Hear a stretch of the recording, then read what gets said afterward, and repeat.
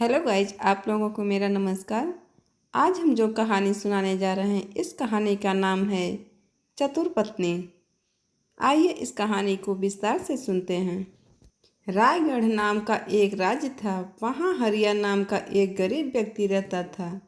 हरिया बड़ा मेहनती था। उसका एक बेटा था जिसका नाम किशोर था। किशोर भी अपने पिता की तरह खूब मेहनती था। किशोर जब बहुत छोटा था तभी उसकी माँ का देहांत हो गया था। किशोर के पिता ने फैसला किया कि वह दूसरी शादी नहीं करेगा और खुद ही किशोर को पालेगा। बड़ा होने पर किशोर भी अपने पिता के साथ काम पर जाया करता था। दोनों बाप बेटा राजा विक्रम के यहाँ नौकरी करते थे। राजा उन्हें रोजाना उनकी मेहनत के बदले केवल 2 किलो अनाज देता था। इतने अनाज में बड़ी मुश्किल से दोनों बाप बेटों का गुजारा होता था, इसलिए वह दोनों हमेशा भूखे ही रहते थे। एक दिन किशोर अपने पिता से कहता है, पिताजी, हमें राजा के यहाँ नौकरी छोड़ देना चाहिए। हमें कुछ और काम करना चाहिए या फिर किसी दूसरे शहर में जाकर नौकरी करनी चाहिए। राजा हमें इतना कम अनाज देता है, हमारा पेट भी सही से नहीं भरता और हम हमेशा भूखे ही रहते हैं। भूखे रहने की वजह से हम बहुत कमज़ोर हो गए हैं।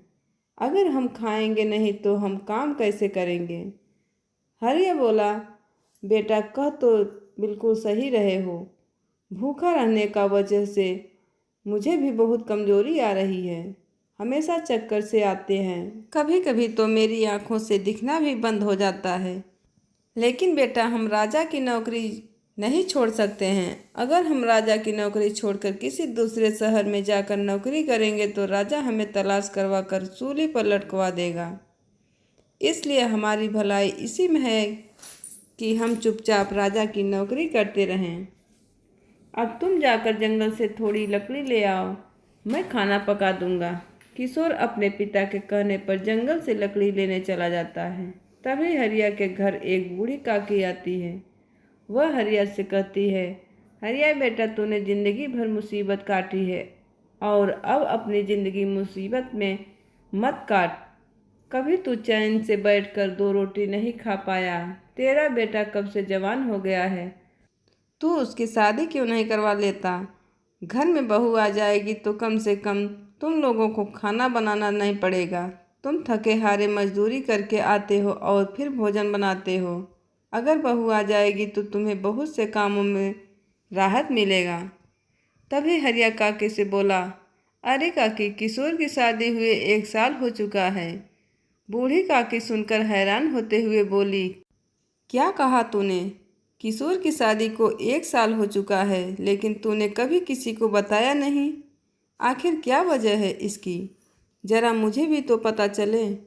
हरिया बोला, काकी, वजह तो कुछ नहीं है। किशोर की बहू अपने माँ के घर है। काकी बोली, माँ के घर क्यों है? तूने उसे वहाँ क्यों छोड़ रखा है? काकी बोली, बेटे की शादी क्या बहू को मायके में छोड़ने के लिए की जाती है?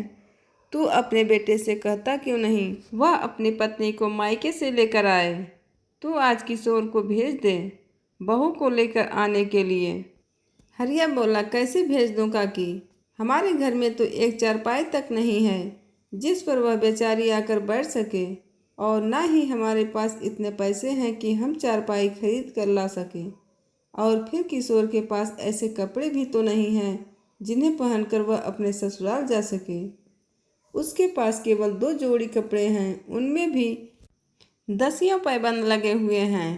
पैबंद लगे हुए कपड़े पहनकर जाता हुआ किशोर भला कैसे अच्छा लगेगा? काकी बोली, अरे बारे हरिया, मैं तो तुझे बड़ा अक्लमंद समझती थी, लेकिन तू तो मूर्खों से भी बड़ा मूर्ख है। बस इतनी सी बात के लिए तूने किशोर की बहू को उसकी माँ के घर छोड़ रखा है। मैं तो सोच रही थी कोई बड़ा बखेरा है। यह भी भला कोई बात हुई? चारपाई और कपड़ों की वजह से तू बहू नहीं लेकर आ रहा है। चल, मैं दूंगी तुझे चारपाई, बहू को बैठने के लिए, और किशोर के लिए नए कपड़े भी लाऊंगी। इतना कहकर बूढ़ी काकी अपने घर चली जाती है। उसके बाद हरिया भी सोचने लगता है, काकी सही कहती है, मुझे किशोर की बहू को बुला लेना चाहिए। अगर बहू आ जाएगी तो घर के कामों से हमें राहत मिल जाएगी। मैं कल ही भेज दूंगा किशोर को बहू लेने के लिए। फिर हरिया बुढ़िया काकी के घर आता है और बुढ़िया काकी सिर्फ किशोर के लिए कपड़े और चारपाई ले जाता है। किशोर चारपाई देखकर अपने पिता से कहता है, पिताजी आप यह चारपाई कहाँ से लाए हैं?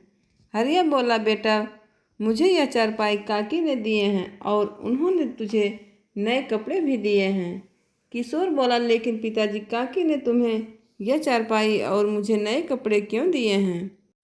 हरिया बोला, बेटा काकी ने चारपाई तेरी बहू के लिए दी है और यह नए कपड़े तेरे लिए। मैं कहता हूँ कल तू इन कपड़ों को पहनकर अपने ससुराल चला जा और अपनी बहू को ले आ। लेकिन पिताजी हम अपना पेट ही बड़ी मुश्किल से भर पा रहे हैं। ऐसे में हम गोपी को क्या खिलाएंगे और वह हमारे घर का हाल देखेगी तो क्या सोचेगी? यह सब जानता हूँ मैं बेटा, लेकिन बहू को जिंदगी भर के लिए मायके में भी तो नहीं छोड़ा जा सकता। कभी न कभी तो उसे लाना ही होगा। इसलिए एक काम कर, तू कल ही जाकर उसे ले आ। ठीक है पिताजी, जैसी तुम्हारी मर्जी, मैं कल ही गोपी को ले आऊँगा। फिर अगले ही दिन किशोर काकी के दिए हुए कपड़े पहनकर गोपी को लेने अपने ससुराल चला जाता है। ससुराल में किशोर की खूब मेहमान नवाजी होती है। किशोर एक हफ्ते तक ससुराल में रुकता है। उसके बाद वह अपनी पत्नी गोपी को लेकर अपने घर चल देता है। लेकिन रास्ते में किशोर सोचने लगता है, अभी तो हमारे घर में बहुत गंदगी होगी, गोपी देखेगी तो क्या कहेगी। एक काम करता हूँ, गोपी को बूढ़ी काकी के घर छोड़ाता हूँ, उसके बाद मैं अपने घर की सफाई कर लूँगा। किशोर अपनी पत्नी को बूढ़ी काकी के घर छोड़कर अपने घर चला जाता है। जब हरिया ने किशोर को अकेले देखा तो वह किशोर से बोला, बेटा तू अकेला ही आ गया है, तेरी पत्नी कहाँ है? तू उसे क्यों नहीं लाया? पिताजी मैं गोपी को ले आया हूँ, लेकिन मैं उसे बूढ़ी काकी के घर छोड़ आया हूँ, क्योंकि हमारे घर में बहुत गंदगी भरी है, सारा सामान यहाँ वहाँ बिखरा हुआ है। गोपी यह सब देखेगी तो शायद उसे अच्छा न लगे। जब मैं घर की साफ सफाई कर लूँगा तो गोपी को अपने घर ले आऊँगा।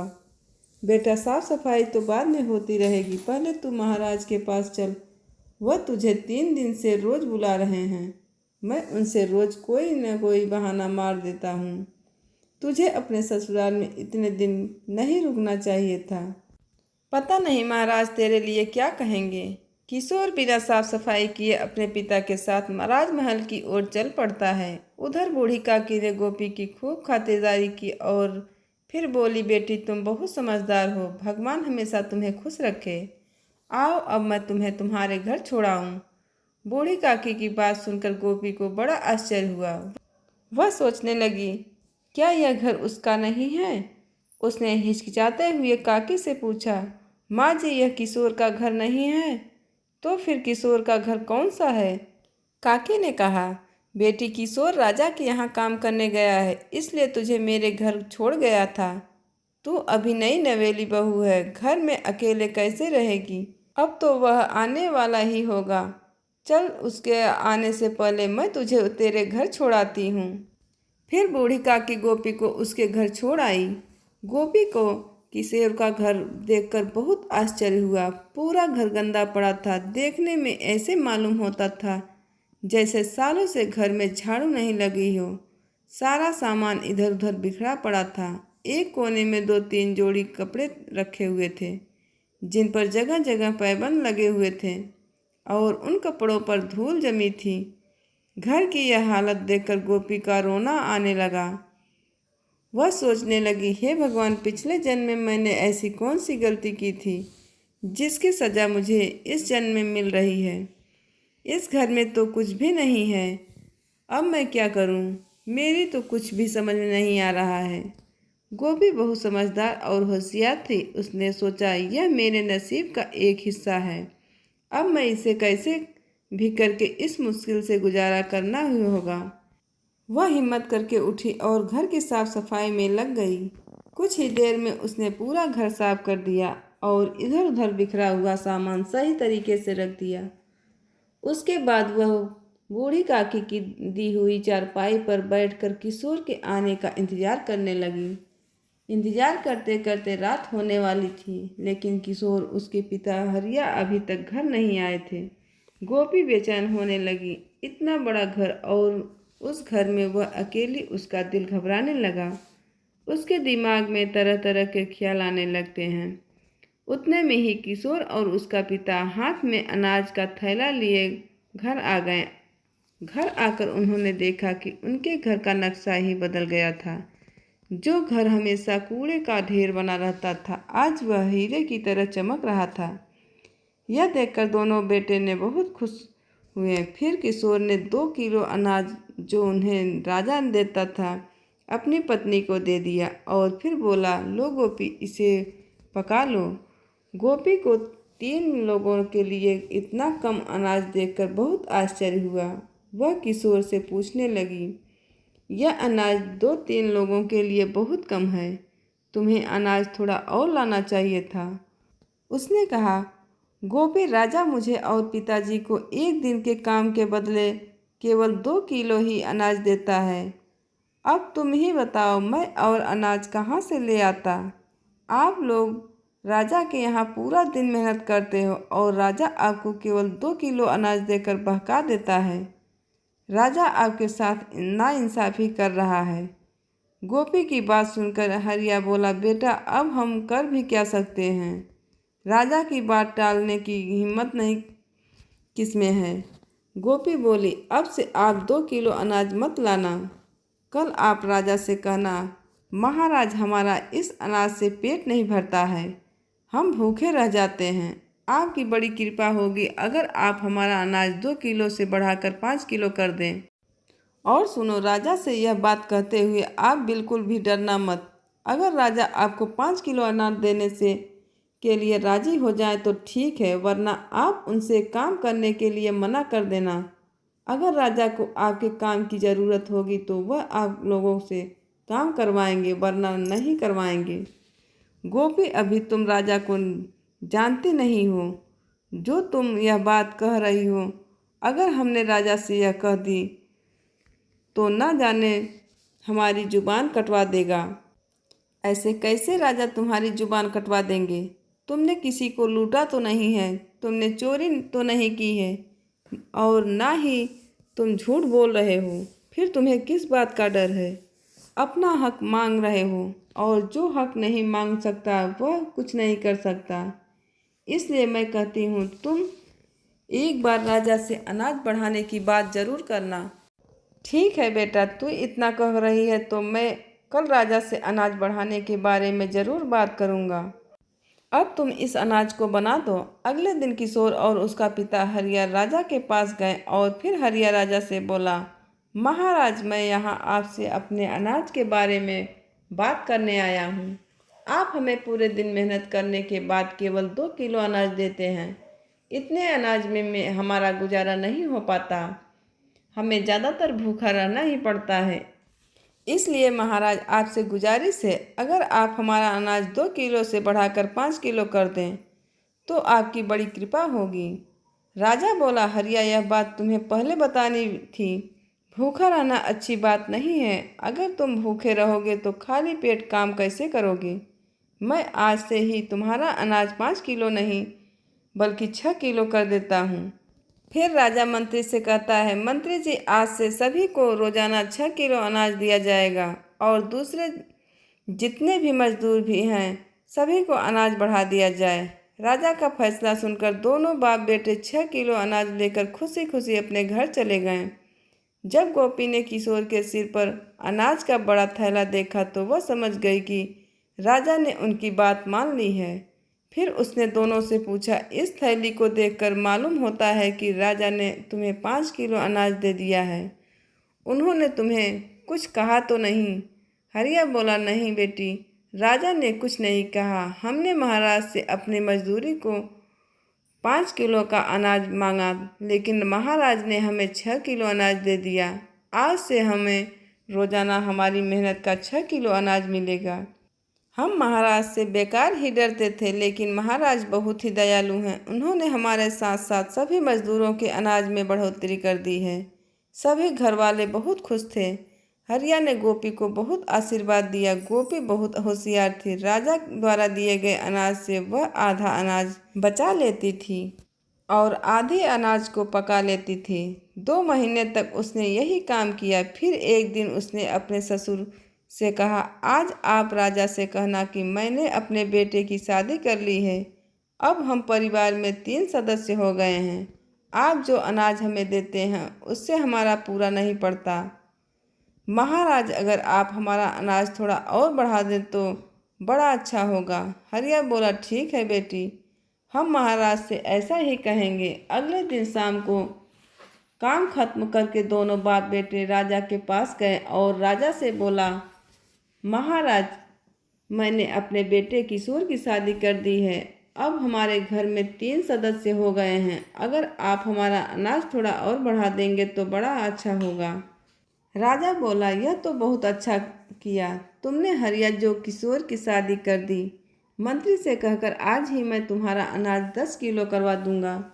दोनों बाप बेटे 10 किलो अनाज लेकर घर आ गए। 10 किलो अनाज को देखकर गोपी बहुत खुश हुई। अब वह आधे से भी ज़्यादा अनाज बचा लेती थी और बाकी बचे हुए को पका लेती थी। यह सिलसिला 10 महीने तक चलता रहा। अब गोपी ने काफ़ी अनाज इकट्ठा कर लिया था। फिर एक दिन वह अपने पति और ससुर जी से बोली, पिताजी, आज के बाद आप लोग राजा के यहाँ काम करने नहीं जाओगे। कब तक आप दोनों मजदूरी करते रहोगे? मजदूरी से हमें सिर्फ 2 वक्त का खाना मिल सकता है और कुछ भी नहीं। हरिया बोला, अगर बेटी हम मजदूरी नहीं करेंगे तो फिर क्या करेंगे? इस तरह से तो हम भूखे मर जाएंगे। गोपी ने कहा, आप लोग चिंता मत करो। आपको राजा जो अनाज देते हैं मैंने उनमें से आधे से ज़्यादा अनाज बचा लिया है। इस प्रकार मैंने काफ़ी अनाज बचाकर इकट्ठा कर लिया है।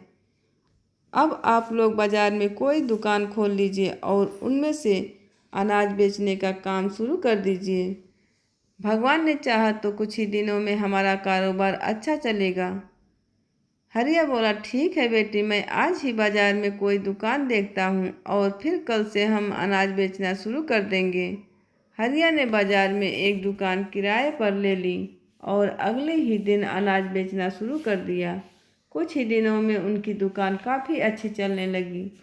दुकान पर ग्राहकों की लाइन लगी रहती थी। यह सब देखकर दोनों बाप बेटे बहुत खुश थे। दोनों जब भी दुकान से घर आते तो कुछ न कुछ सामान घर के लिए ज़रूर लाते। एक दिन गोपी अपने घर के आगे बैठी होती है, तभी उसकी नज़र कोने पर पड़े एक सोने के हार पर पड़ती है। सोने का हार देखकर गोपी की आंखें आश्चर्य से फटी की फटी रह जाती है।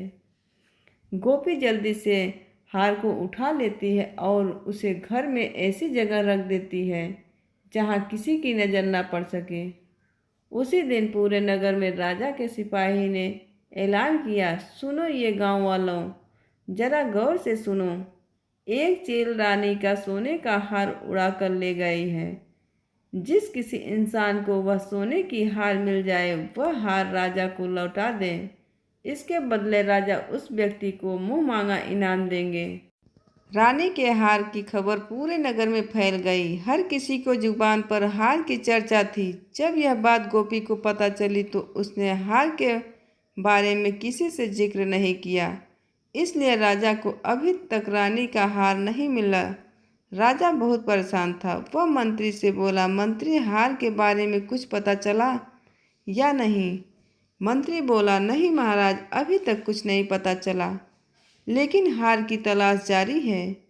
राजा बोला, मंत्री, तुम एक काम करो, पूरे नगर में दोबारा ऐलान करवाओ कि अभी तक रानी का हार नहीं मिला।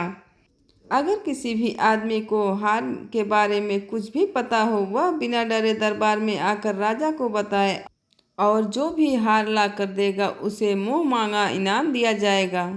मंत्री सिपाही से दोबारा पूरे नगर में ऐलान करवा देता है।